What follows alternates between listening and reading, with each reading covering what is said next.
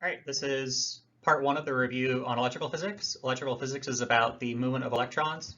So we're going to look at force and field first. So let's go. So charge is basically a fundamental property, kind of like mass is. So by convention, protons are positively charged and electrons are negatively charged. And any net charge in an object is due to the movement of electrons. So electrons are in the outer shell of an atom, so they can move around pretty easily. So protons are just kind of hanging out around the nucleus of the atom, due to the electrostatic force. Protons are held in by the strong force. If you try to move a proton from the nucleus of an atom,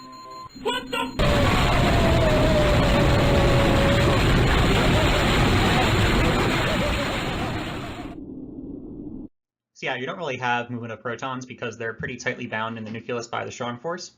However, electrons don't experience the strong force. So electrons are usually free to move, depending on the element.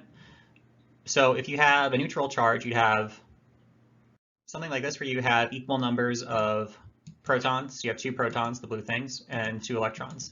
That would be no net charge. So protons have positive charge, electrons have negative charge, but any net charge is going to be due to differing numbers of protons and neutrons. So in this case here, you have an extra electron that gives an extra negative charge. That's a negative charge. And then over on the right, you have a missing electron. So in that case, you have more protons than electrons, which gives you a negative charge. Another important part of charge is that it is discrete or quantized. So you have 2 types of variables. You have a continuous variable, which can be anything. A continuous variable can be anything at once. That'd be like your height. And then you have a discrete variable, which can only go in certain steps. So like a shoe size would be a discrete variable. And charge is going to be a discrete variable because you can only have charge due to electrons. You can only have an integer number of electrons. You can't split an electron because an electron is a fundamental particle. So here's the charge of an electron. You can have 1 times that, 2 times that, so on and so forth. You can't have 1.5 times that because you can't have 1.5 times an electron. So here's a case where you have no net charge because there's no extra electrons. Here we have an extra electron. So our charge here is, we have an extra 1 electron, so our extra charge is negative charge an electron, which is E. Lowercase e represents the elementary charge, which is the charge of an electron or a proton, which is 1.6 times 10 to the negative 19. Here's another one where now the charge is negative 2e because we have 2 extra electrons now. We have 4 electrons and only 2 protons. And just continue with this, here we have 1 extra electron again, so the charge is negative 3e. And now here's a case where we have 2 protons, 1 electron, so we have 1 missing electron that gives us a positive charge, which is the number of missing electrons, so we have plus 1e. So I said electrons are free to move. That's true in certain materials. So it's easy to make an electron flow in what's called a conductor. So conductors are called conductors because they conduct electricity. Those are materials where the electrons are pretty much not loosely bound to the nuclei. They can go kind of wherever they want. So if you apply a voltage to a conductor, you're going to have electrons flow through it. An insulator, those are materials where the electrons are really, really bounded to the nucleus of the atom. There's a strong electrostatic force there. So you can't really get the electrons to flow. So you're going to have electricity flow really easily in a conductor, but not in an insulator. So here's a look at a charged conductor on the left, moving towards a neutral conductor. This one's charged because it has positive charges. This one has equal positive and negative charges, which means it's neutral. So I'm going to move the charged conductor towards the neutral one. And in the neutral conductor, you have the charges start to separate. And that charge separation is also called polarization. So that's when you have a charged object coming towards a neutral object. The neutral object, because of the electrostatic force, will polarize. So in our case here, I had positive charge going towards neutral charge. So the electrons were attracted to the positive charge and they migrated over towards the left. That leaves a positive charge on the right. And that positive charge is not due to a bunch of positive charge going over to the right. That's because the negative charges went from here to the left side. That left a deficit of electrons on the right side, leaving that side positive. So in this case here, because you have negative charge here and positive charge here, you will have an attractive force here. So any conductor whatsoever will have an attractive force to a charged object. So again, any conductor will be attracted to a charged object no matter what. Now here's the same situation with an insulator. So on the left, I still have a charged conductor. And here on the right, I have an insulator. I'm going to move the conductor towards the insulator. And you can see the conductor, there was an attractive force on the conductor. And that's because in the insulator, because of the electrostatic force, the insulator, the electrons didn't move all the way over to the other side of the insulator, but what they did do is within each little molecule, the electrons kind of lined up. They went over towards the positive charge. So in this case, you will still have an attractive force here. It's going to be a lot weaker, but there will be an attractive force here. So again, a charged object will also attract an insulator. So a charged object will attract anything, a conductor or an insulator. The conductor obviously is going to have a much stronger force. In this case, you would have a force, but it'd be a bit weaker because again, you don't have full polarization here. You only have polarization within each individual element. Something that gets asked about a lot is this thing right here, which is the electroscope. So the key parts of the electroscope are the conducting plate up here. This is sort of open to the outside world. Then you have a vacuum jar to kind of seal the air in. And then the conducting plate is connected by a conducting rod to these two metal leaves down here.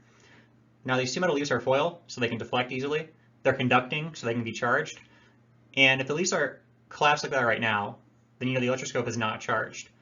If the leaves are deflected, that means they're both charged with the same charge. Because the leaves are connected to each other, they can only have the same charge. So an electroscope is used to detect charges. There's two ways to charge an electroscope. The first way we'll look at is conduction.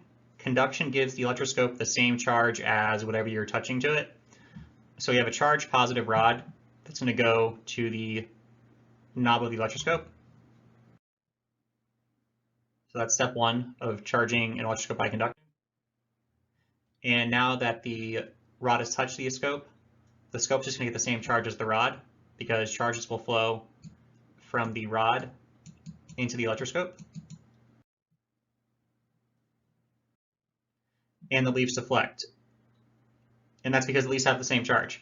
Now, when the rod touches the electroscope and you have positive charge flowing into the scope, obviously there's not positive charge flowing into the scope. What happens there is the rod is positively charged, which means it has missing electrons. So there's kind of little holes of electrons in here. And when I touch it to the scope, electrons from the electroscope jump to the rod, leaving the scope with missing electrons, and now the scope's positively charged.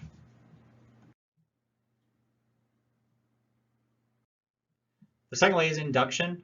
So when you charge by conduction, you actually touch the rod to the electroscope. In induction, you don't. So step one is to bring the rod close to the electroscope but not touch it. Now you're going to have an electrostatic force causing the electroscope to polarize. What that means is you have positive charge up here, so you'll have negative charge attracted to it. And then because you have the negative charge in the scope is neutral. If you have a negative charge up here, you're going to have positive charge at the bottom. The next step is to ground the electroscope. Grounding means you make a connection with the charged object to literally ground, as in the Earth, because the Earth has an infinite supply of electrons. The Earth can also take in infinite electrons, so it can make anything neutrally charged. So when you make that connection with ground, the charge in the leaves runs off into ground. And the leaves are positively charged, so what that means is electrons from the Earth went into the leaves and left them neutrally charged. Now, the negative charge up here is not going to go away. The ground connection is not going to break that charge because those charges are attracted. There's an electrostatic attractive force to the rod. Now you move ground, and then you also move the rod away next.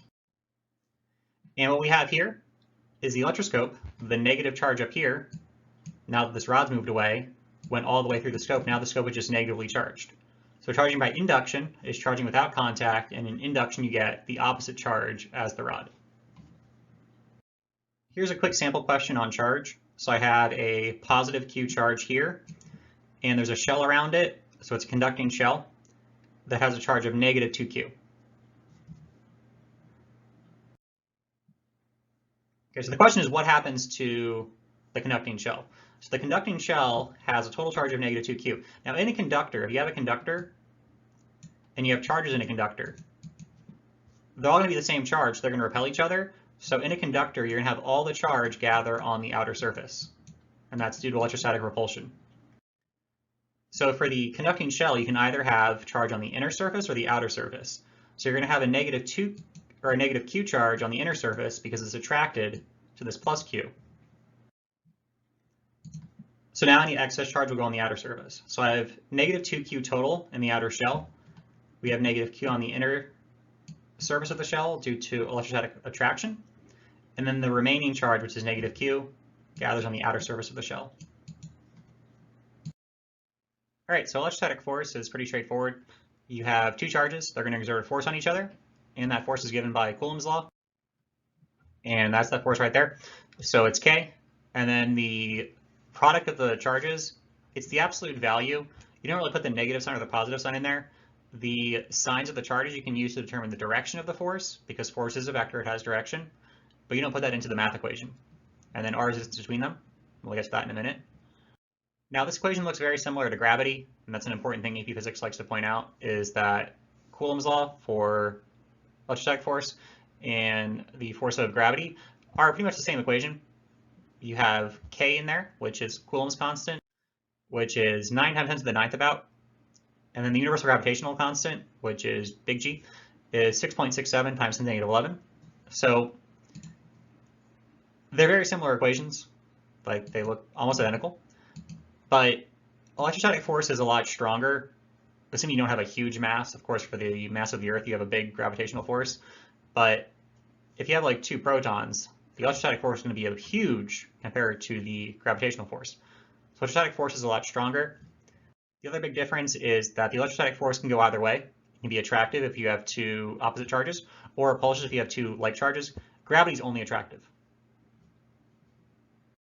And both of these forces follow what's called the inverse square law. So both equations for the electrostatic force and for gravitational force were over r squared. So as you go outwards from the center of the Earth or from a charge, the force is going to decrease like this. So it's going to decrease at an increasing rate. That's because as you go outwards, let's say when you're here, the force is going to be spread over a smaller area than if you go out here, because the force is going radially outwards. It's a field force, so it acts through space. So you're going to have a lot more force here than here. Let's say this is r, and this is 3r. This will be 9 times the force here than you would have here. Here's a simple sample question on electrostatic force. So we have 2 charges, plus 2q and negative 4q. There's a force S sub 0 between them. It's an attractive force. The 2 charges are brought into contact and allowed to reach equilibrium.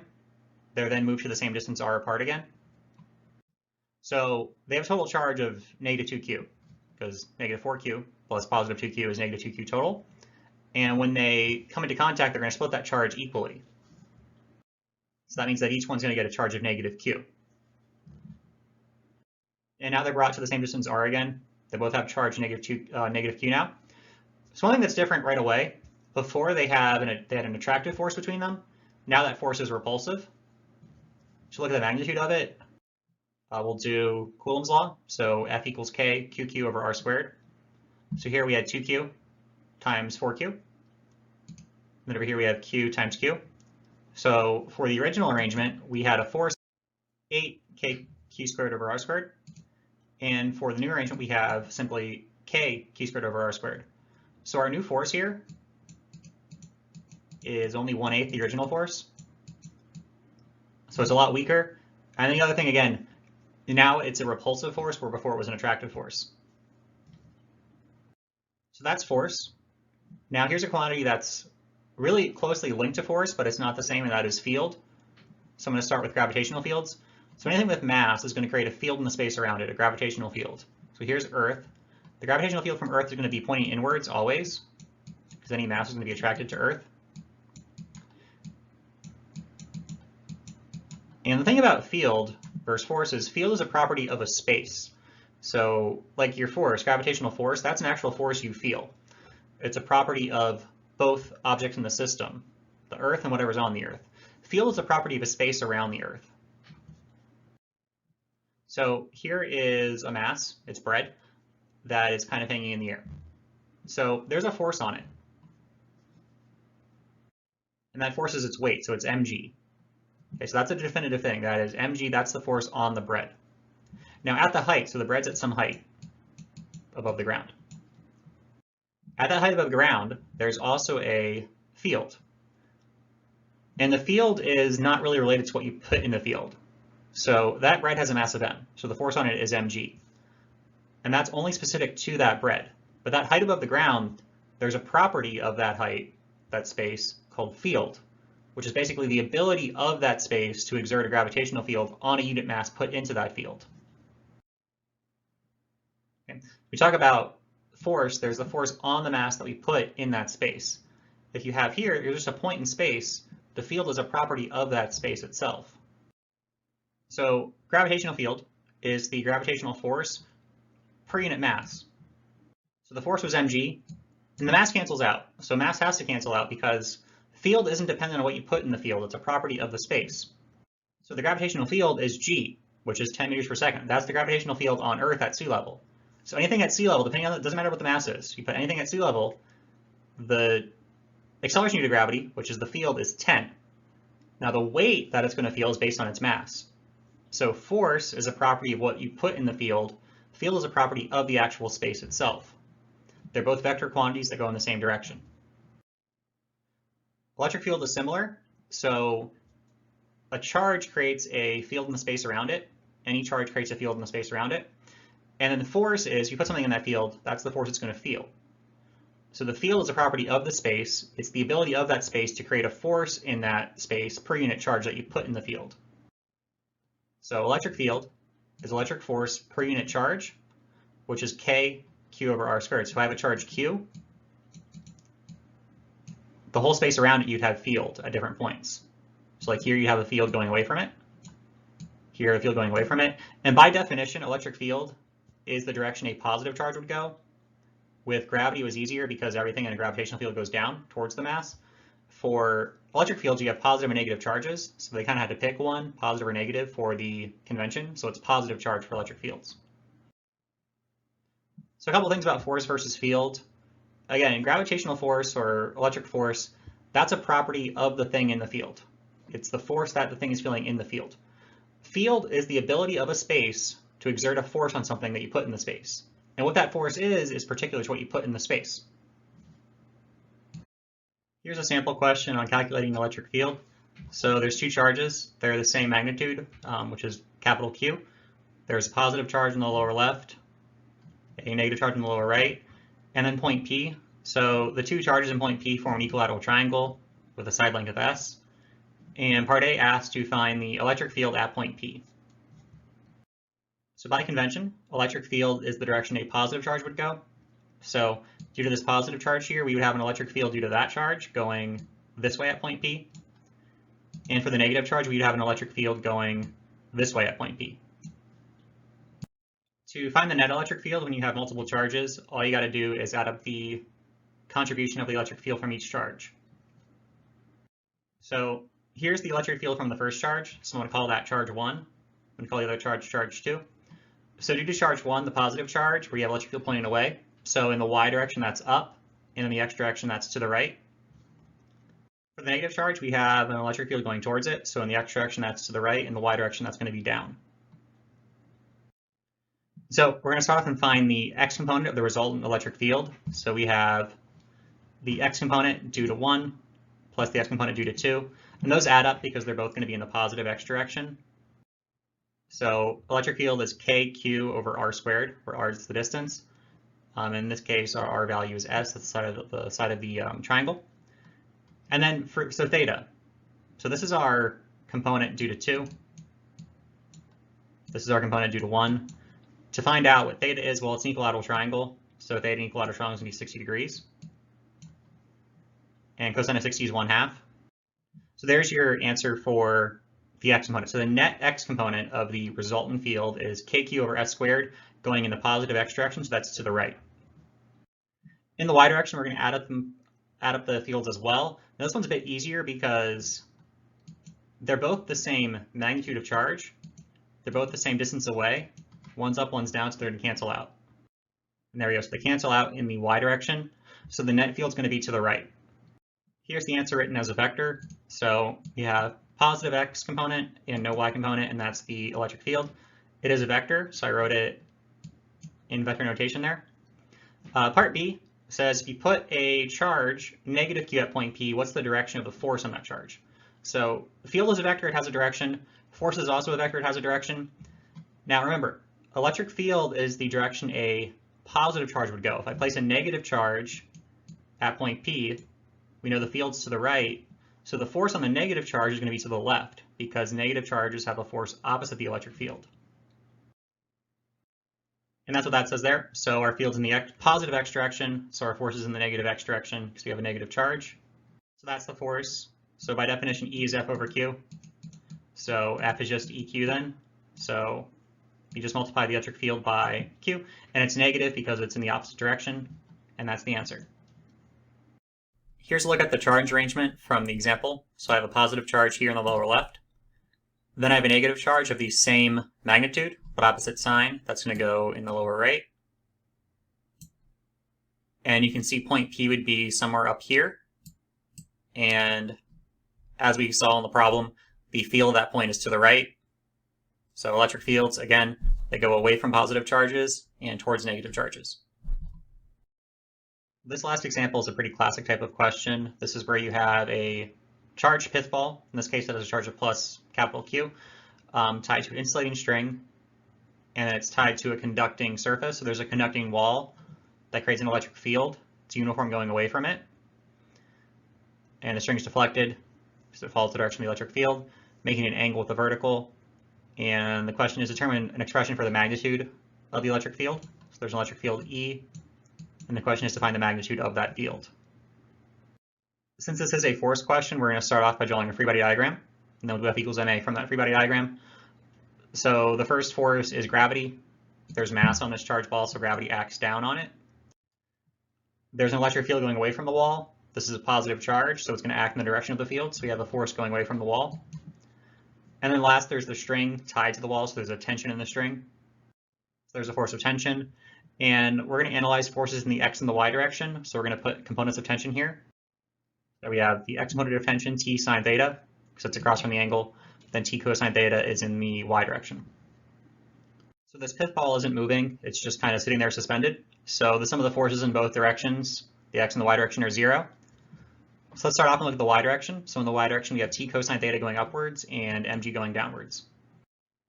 So there's no motion here, so the direction of motion isn't really a thing, so we're just going to find the positive direction is up and to the right. So t cosine theta is upwards, minus mg down. So t cosine theta equals mg, and then the tension is mg over cosine theta. Now on for the x direction. So in the x direction, we have electrostatic force going to the right, that's our positive force. Then t sine theta going to the left, that's our negative force. So the electrostatic force equals t sine theta. Now I can make some substitutions. So we know that electric field is F over Q. So F equals EQ. And then we can plug this value in for T here. And then the tension will cancel out. So F equals EQ on the left side. Mg over cosine theta is the tension times sine theta. Sine theta over cosine theta is tan theta. So we're going to have mg tan theta, and we'll divide by Q. And that's the final answer. And that is electric force and electric field. We'll look at electric potential in the next one.